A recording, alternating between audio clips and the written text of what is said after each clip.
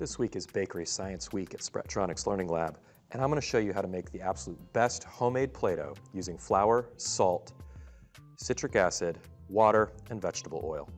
We're going to start off by measuring out 3/4 cup salt, and that's 216 grams.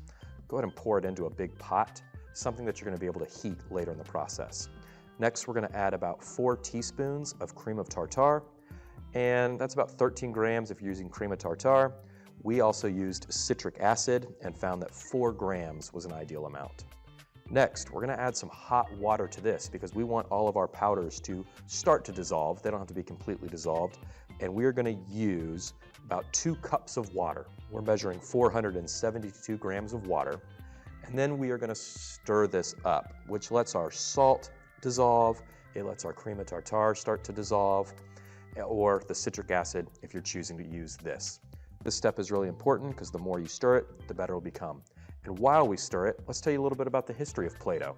Play-Doh originally came in white, and there's a good reason for that, because originally Play-Doh was a wallpaper cleaner, and it was made by Kutal Chemicals in Cincinnati. Joe McVicker was working for his dad's company, and he had made something new, but had no idea what it was used for. It was a white putty-like substance. Well, folks weren't buying wallpaper cleaner, and he had a sister-in-law in New Jersey that was a kindergarten teacher, and she complained that the little kids in her class couldn't manipulate the clay. And so he sent her a ton of this wallpaper cleaner, and she discovered that this was perfect for little hands, and that's how Play-Doh was invented. All right, now that our powders are all dissolved, we are going to add flour, and this is going to be 2 cups of flour, or 250 grams. We want to add this flour to our water and to our powder that has been dissolved. And I don't think I do it in the video, but you can add a few drops of vanilla extract, and this just gives your Play-Doh a really good smell.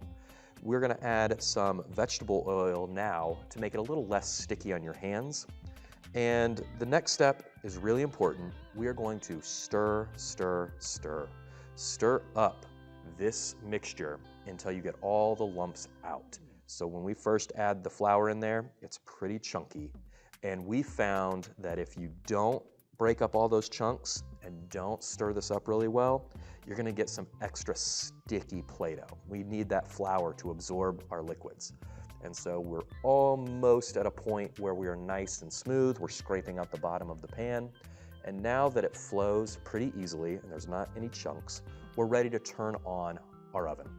And so we're gonna put our pot on the eye of the stove and just heat it up at a medium-high heat. And this reaction happens pretty quick, where you're going to see that this nice smooth liquid is gonna start to thicken up, sort of like gravy. And you're just gonna keep on stirring this. This only takes 3 or 4 minutes. We did it outside on a gas grill early in the week, and then we did it inside on an induction stovetop later in the week. And you'll see that it's going to get nice and chunky.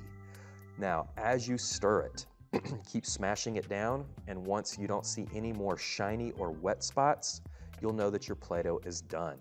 And so just keep on stirring it around. It makes a nice kind of tannish color, and you can add any type of food coloring or soap dye to this and create any type of Play-Doh. So once it's out, you're ready to start kneading it with your hands.